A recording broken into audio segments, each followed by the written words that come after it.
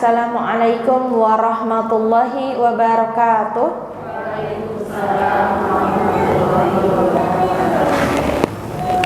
Inna hamdalillah nahmaduhu wa nasta'inuhu wa nastaghfiruh wa na'udzu billahi min sururi anfusina wa min sayyiati a'malina. Man yahdihillahu fala mudhillalah wa may yudhlilhu fala hadiyalah. Asyhadu an la ilaha illallah wa asyhadu anna Muhammadan abduhu wa rasuluhu allazi la nabiyya ba'da. Sekarang kita berdoa terlebih dahulu. Sikap berdoa, tangan diangkat, kepala ditundukkan, berdoa dimulai. Allahumma anfa'na bima 'allamtana wa 'allimna ma yanfa'una wa zidni ilman. Rabbi zidni ilman warzuqni fahman wa amalan mutaqabbalan. Kata ibu semuanya, hari ini kita akan melanjutkan materi sirah. Jadi di switch ya, diganti hari Selasa besok insya Allah sama Ustadz yang tauhid atau akidah. Jadi mulai hari ini berarti sirah setiap hari Senin. Kita akan melanjutkan detik-detik atau bukan detik-detik ya, kejadian-kejadian sebelum Rasulullah wafat. Kita akan melanjutkan kejadian-kejadian atau peristiwa-peristiwa sebelum menjelang Rasulullah wafat. Jadi insya Allah nih kita akan bereskan sebelum tanggal 28 Juni nanti materi sirah. Selama kurang lebih 4 tahun ini alhamdulillah beres, berarti sirah beres 4 tahun loh dari awal. Nanti mau kayak gimana? Mau balik lagi atau mau lanjut ke sirah sahabat? Balik lagi. Mau balik lagi sirahnya? Oh iya, biar molotok. Peristiwa-peristiwanya. Peristiwa pertama, saat Rasulullah permulaan mau sakit ya. Peristiwa pertama, permulaan mau sakit ditandai oleh peristiwa beliau Rasulullah mempersiapkan pasukan Usamah bin Zaid pada bulan Safar tahun 10 Hijriah. Jadi sebelum Rasulullah mau wafat nih, wafatnya di tahun 11 kan, 11 bulan Rabiul Awal. Ini di bulan Safar tahun 10 Hijriah, Muharram, Safar, mau 1 tahun sebelumnya. 1 tahun sebelumnya berarti Rasulullah mempersiapkan pasukan Usamah bin Zaid. Kemana? Ada yang tahu? Kemana sekarang tujuannya? Kalau kemarin baru sampai batas Tabuk ya. Tabuk itu teh daerah kekuasaannya Romawi, daerah kekuasaannya yang dikuasai oleh Heraklius, Romawi Bizantium. Termasuk Palestina yang sekarang. Kalau dulu mah bumi Syam. Bumi Syam itu terdiri dari 4 negara: Lebanon, Palestina, Jordan, Libya. Itu 4 negara ini satu kawasan itu jadi bumi Syam, negeri Syam. Kiblat pertama umat muslim apa? Kiblat pertama. Kiblat pertama Al-Aqsa, kawasan Al-Aqsa atau disebut Baitul Maqdis. Jadi sebelum sekarang kita ke Ka'bah, para sahabat dan Rasulullah itu ngadapnya ke Baitul Maqdis. Sampai dilecehkan, bukan dilecehkan, diolok-olok ke orang Yahudi teh. Karena semua agama ibadahnya di sana teh. Nasrani ada di sana. Yahudi di sana juga. Termasuk umat Islam. Karena memang satu keturunan, hanya mereka tidak mempercayai Al-Quran dan Rasulullah Sallallahu Alaihi Wasallam. Nah, Usamah bin Zaid ini diutus ke sana. Jadi dari dulu teh memang Baitul Maqdis ini rebutan untuk tiga agama ini. Kalau dikuasai, saat itu dikuasai oleh Bizantium, Romawi, oleh Romawi. Kemudian nanti mau direbut sama Islam, jatuh pada kekuasaan Umar bin Khattab. Pada zamannya kekhalifahan Umar bin Khattab, Palestina atau Baitul Maqdis jatuh ke tangan umat Islam. Kemudian direbut lagi di kejadian perang salib oleh umat Kristiani. Dapat lagi umat Kristiani sampai dibebaskan lagi oleh Salahuddin Al-Ayyubi.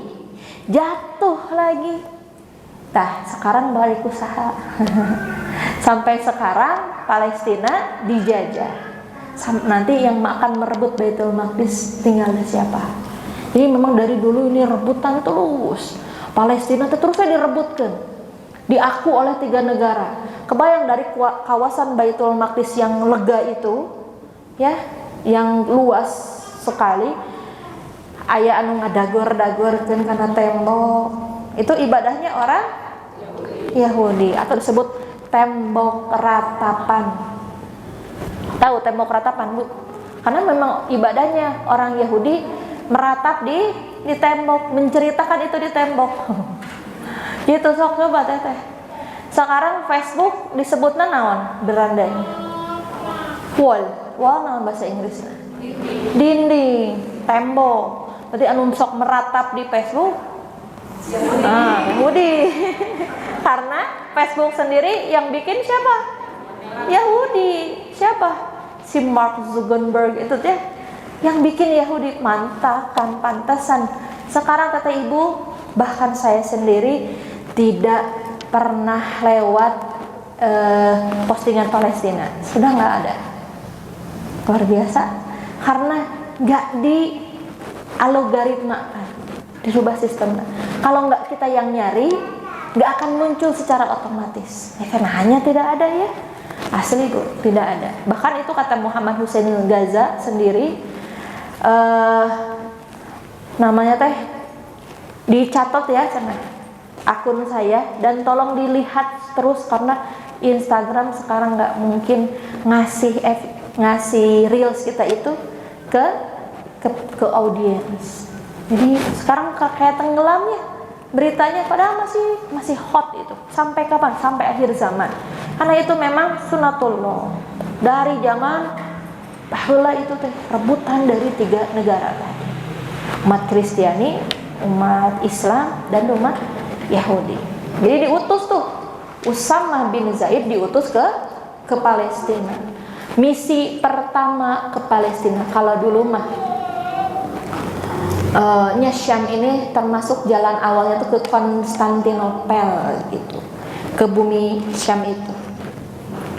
Jalan awalnya tuh Konstantinopel, kemudian direbut Palestinanya sama Salahuddin Al-Ayyubi sampai sekarang jatuh kembali. Ketika jatuhnya kekhalifahan Utsmani, Khalifah Utsmani jatuh, Palestina juga jadi jatuh rebutan oleh orang-orang Yahudi, teteh ibu. Jadi banyak kisahnya itu banyak. Nanti akan diceritakan secara terpisah. Namun sekarang kembali lagi ke sirah. Saat itu para sahabat ragu karena Usamah bin Zaid baru 18 tahun. Namun sekarang mah 18 tahun teh di sini siapa ya laki-laki? Hilmi, tahu Kang Hilmi? Kebayang Kang Hilmi mimpin perang menurut ibu kumaha? Meragukan karena di dalamnya ada Abu Bakar, di dalamnya ada Umar. Yang lainnya berkata, ya Rasulullah, jangan Usamah tuh, masih terlalu dini, masih kecil, masih belum matang. Tapi inilah keputusan Rasulullah. Karena kenapa coba orang-orang itu seperti itu? Tadi udah dibahas ya sama orang sama tim guru di sini. Itu karena sebagai hati-hati di dalam diri kita itu kadang-kadang sebagian ada rasa kesombongan. Gimana rasa sombong? Meremehkan orang lain, menolak kebenaran, meremehkan orang lain. Dan kadang-kadang di kejadian kita itu juga banyak. Kamu mau budak letik nyaon-naon, siapa tahu di masa depan dia jadi gubernur kan? Kita rakyatnya kumaha. Nah, gitu. Jadi hikmah untuk ini Rasulullah lagi mengajarkan. Kenapa Usamah? Rasulullah sedang mengajarkan bahwa pemimpin itu wajib ditaati berapapun usianya. Yang penting kemampuannya. Terbukti kan nanti ketika Konstantinopel jatuh pada pemuda berusia 21 tahun.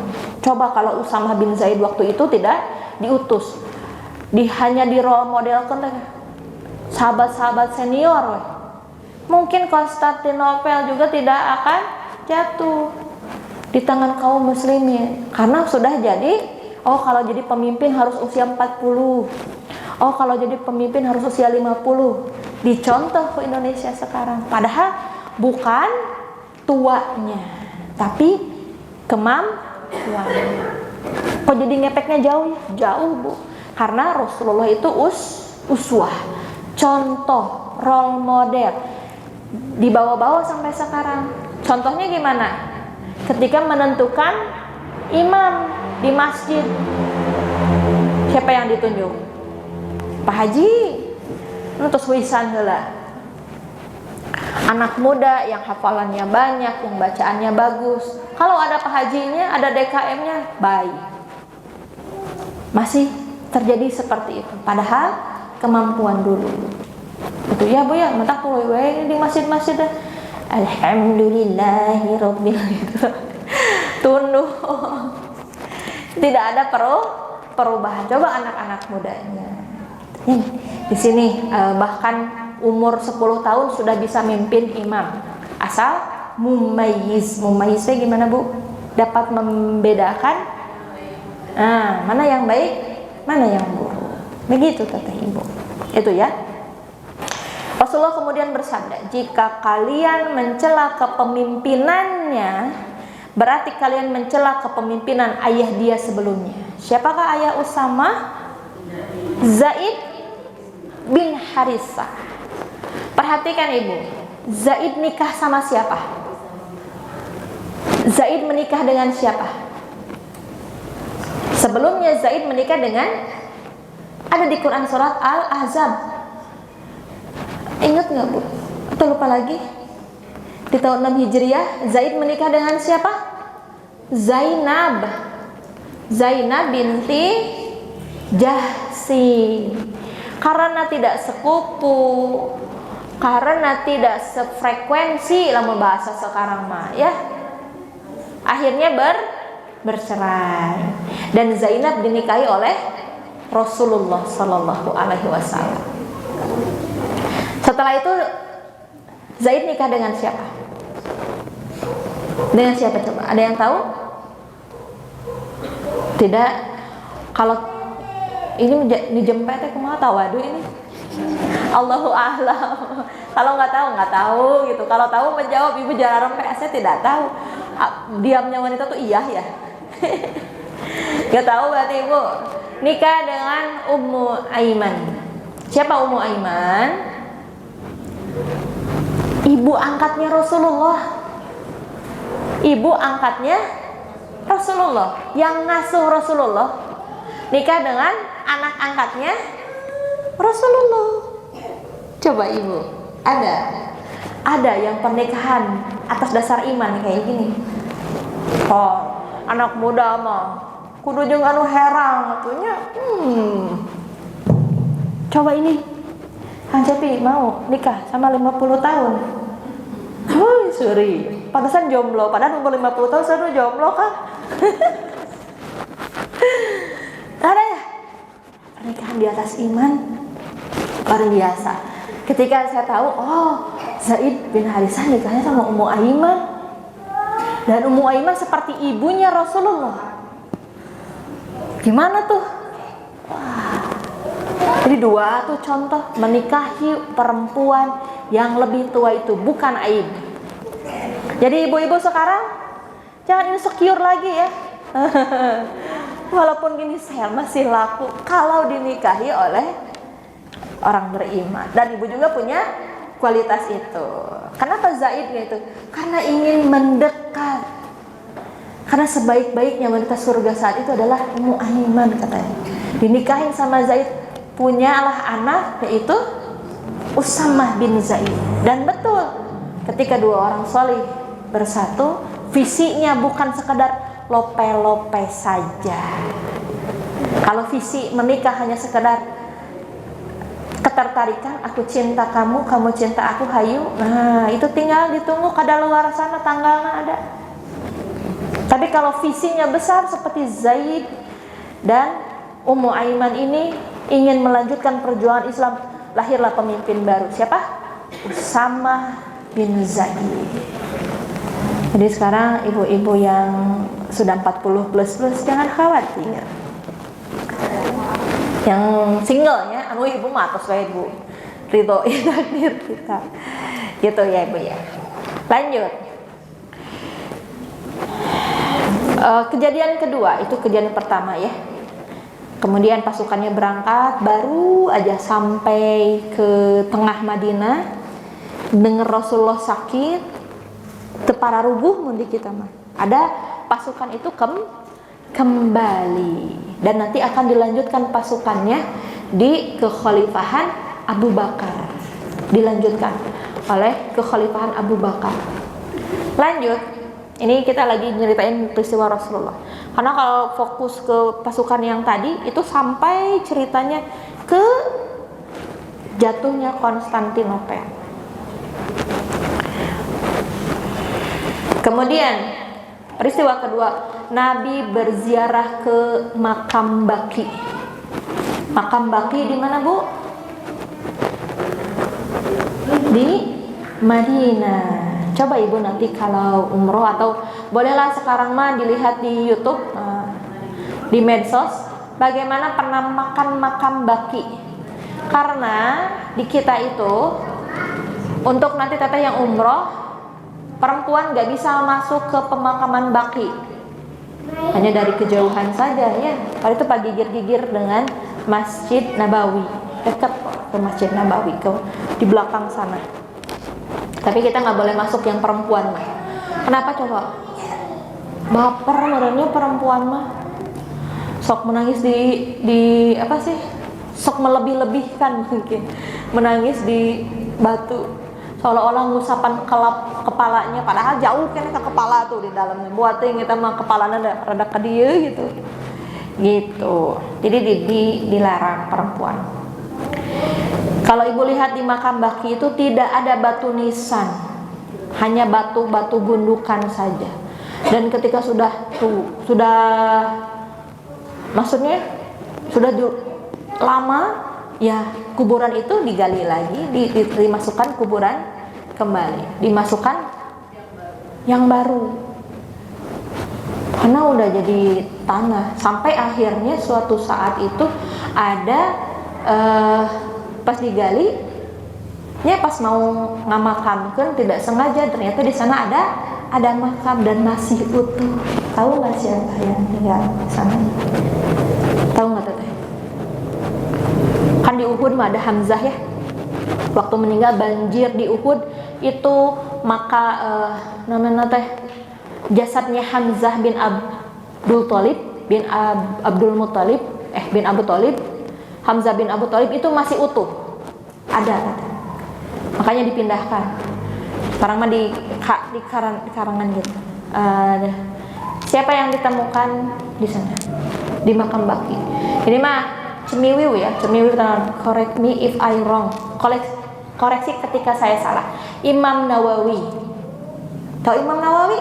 Siapa?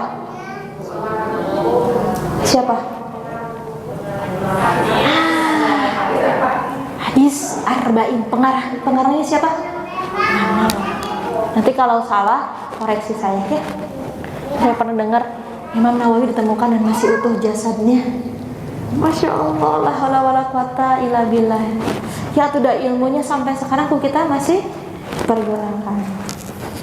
Untuk apa Rasulullah ke makam Baqi? untuk berziarah, menziarahi para korban perang Uhud, dan beliau mensolati mereka. Diriwayatkan dari Abu Muwaibah, ini disuruhnya Rasulullah yang disuruh teh. Ingat, yang disuruh siapa? Rasulullah, bukan sahabatnya atau apa, Rasulullah. Kata Rasulullah, ia berkata, Rasulullah mengutusku di tengah malam. Kata Abu Muwaibah, budak milik Rasulullah. Rasulullah bersabda, wahai Abu Muwaibah, aku diperintahkan untuk memohonkan ampunan bagi penghuni Baki. Bagi penghuni Baki. Kalau nggak disuruh Rasulullah nggak kesana. Mari, ayo antar pergi bersama. Lalu kata Abu Muwaibah, aku juga pergi bersama beliau. Kemudian saat beliau berdiri di hadapan makam Baki, beliau mengucapkan, ini doa ziarah ini. Ini artinya ya. Karena di sini tidak disebutkan. Semoga kesejahteraan terlimpah pada kalian wahai para penghuni kubur. Apa yang telah kalian raih saat ini memberikan selamat pada kalian dari apa yang ada pada manusia. Artinya apa, Bu? Lamun bahasa kita mah enak ya, kalian mah udah wafat. Kalian mah alhamdulillah sudah wafat. Karena ini kemana tadi teh? Ke korban perang Uhud. Lanjut. Fitnah-fitnah saat ini datang laksana bagaikan malam yang gelap gulita. Yang terakhir mengiringi yang pertama. Jadi menurut kita mah jol-jol gitu ya. Dan yang terakhir lebih buruk dari yang pertama. Pas nu terakhir teh sudah jatuh tertimpa tangga menduduki durian. Oh, fitnah-fitnah teh terus-terusan seperti itu. Wahai Abu Muwaibah. Kemudian setelah itu beliau menghadap ke arahku. Jadi udah ngadoakeun kuburannya, ziarahnya. Kemudian Rasulullah menghadap ke Abu Muwaibah, budaknya milik Rasulullah. Wahai Abu Muwaibah, sungguh aku diberi kunci-kunci harta simpanan dunia dan kekal di sana. Setelah itu surga. Maksudnya gini, malaikat Jibril menawarkan kepada Rasulullah semua kunci dunia dibukakan. Rasulullah dijadikan raja, kekal di dunia, memimpin umatnya. Kemudian Rasulullah masuk surga. Enak tuh. Wah, itu enak pisannya. Pilihan kita kan ya, Bu ya. Bunghat, awet muda, cita-cita masuk surga, gitu kan? Cita-cita sekali. Rasulullah ditawaran itu, Bu. Mau nggak kamu kekal? Artinya awet muda, Bu. Dan mau mungkin lagi memimpin ya.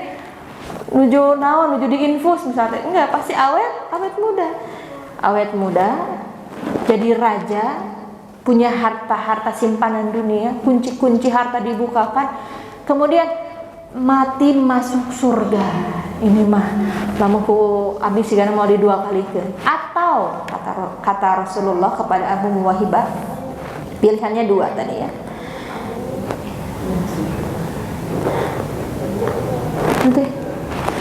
Atau kamu segera bertemu dengan Robmu dan masuk surga. Mati atau masuk surga. Mati dan masuk surga. Atau tadi hidup abadi selama lama-lamanya kemudian masuk surga. Atau mati bertemu Robnya kemudian masuk surga. Teteh milih yang mana?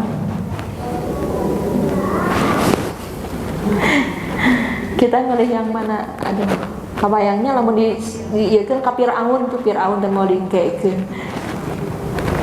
Ya, ternyata kata Rasulullah, aku berkata, ayah dan ibuku sebagai tebusan bagimu.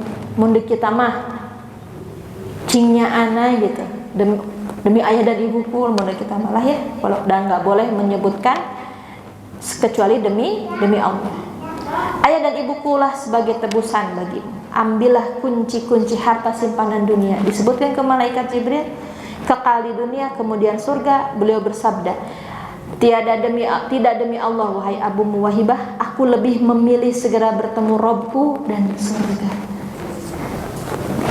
Rasulullah memilih bertemu Robnya dan surga karena sudah sangat rindu dengan Allah. Aku ingin segera bertemu dengan Allah.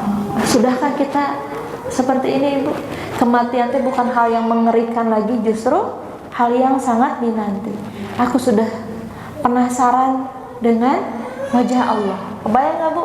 Setiap hari kita dikasih makan oleh Allah, kita dikasih kenikmatan kesehatan, nafas dan semuanya. Terus kita tuh penasaran, siapa ya yang ngasih ini semuanya kepada kita? Ibaratnya ibu setiap hari ada yang ngasih makanan, transferan. Ibu penasaran nggak? Ini dari Bapak Husain. Lama-lama ibu penasaran nggak? Penasaran ya? No mana Bapak Husain? Cik hoyong pernah. Adakah perasaan itu kepada Allah? Kalau tidak ada berarti kita tidak mensyukuri yang dikasih oleh Allah. Karena Rasulullah sangat bersyukur, sangat berterima kasih apa yang sudah diberikan oleh Allah. Rasulullah penasaran bagaimana wajah Allah. Sudahkah ada di hati kita teh sepenasaran itu? Kalau enggak ada berarti patut dipertanyakan keimanan kita tuh, patut dipertanyakan. Dan tidak ada seorang nabi pun yang ketika mau wafat ditawari dua hal ini. Jadi ini ciri-cirinya kalau nabi itu akan wafat, akan meninggal dunia. Setelah itu Rasulullah kemudian meminta ampun untuk penghuni Baqi, kemudian pulang. Nah, dari tadi dikasih dua pilihan itu, kemudian Rasulullah langsung kita mah titibrek, langsung jatuh sakit. Dan sakitnya para nabi itu dua kali lebih sakit dibanding manusia biasa. Kenapa coba? Padahal kan nabinya, nabi mah tuh harusnya istimewa, harusnya mah malahan meninggalnya teh Bu siga terus sakitnya. Kenapa ada sekarat dulu Bu? Ini oh berarti Allah nggak sayang atau ke Rasulullah. Kan harusnya mah kalau memang sayang mahnya dikasih yang enak-enaknya Bu ya. Ingat nggak Bu? Tanda Allah cinta kepada hambanya, Allah justru akan kasih ujian. Nanti kalau ujian kita bertubi-tubi, curiga disayang Allah ya. Wah curiga jadi asup surga teh. Gitu teh husnuzonnya. Kok asa kieu-kieu teh hirup teh. Ya berarti Allah sudah sangat rindu, sangat sayang. Karena Rasulullah juga seperti itu Bu. 2 kali demamnya dibanding manusia biasa. Maka tidak ada manusia yang sekarang paling bahagia kecuali manusia yang berhusnuzon kepada Allah. Kayak tadi ketika dikasih ujian teh, sigana Allah sudah mulai jatuh hati kepadaku. Jadi tidak suuzon, tapi justru husnuzon. Oh mungkin Allah mau menghapus dosa-dosaku. Karena kalau dengan amal soleh mah iraha ya, murojaah tunduk, ngahapal asup-asup. Iraha lamun dikejar ku amal soleh mah salat nyeri tuur. Doanya tilawah karek salembar, wah tuluy. Sedekah, pabuli teh beasin segala rupa. Tuh kan semua amal soleh kita tuh nggak bisa membeli surga. Maka Allah kasih ya udah atuh. Kalau nggak bisa ditambah, tuh saya dikurangi dosanya. Jadi dikasih ujian. Karena ketika Allah sebel, Allah benci, itu akan dibiarkan. Kan kalau kita juga Bu ya, kalau benci level dewa tuh, level kecamatan masih kenanya hayu ya lah. Kalau benci level kabupaten tuh ibunya sudah tidak peduli. Dek jungkir, dek balik, masa bodoh. Terus tuh hoyong ngadangu, berarti sudah sangat benci. Tanda Allah berpaling dari seseorang, lihat interaksinya dengan Quran. Kalau Al-Quran saja sudah tidak mau ditowel, berarti Allah sudah berpaling dari dia. standarisasi nah gitu. Itu berarti dua kejadian tadi. Satu diutusnya, yang kedua Rasulullah menziarahi makam Baqi dan berdoa di sana, dan kemudian disampaikanlah tadi tawaran dari malaikat Jibril dan Rasulullah menolak. Begitu. Nanti kita akan lanjutkan tawaran yang berikutnya. Bukan tawaran, peristiwa yang selanjutnya yang terjadi ketika Rasulullah sakit. Subhanakallahumma rabbana wa bihamdika asyhadu an la ilaha illa anta astaghfiruka wa atubu ilaik. Assalamualaikum warahmatullahi wabarakatuh.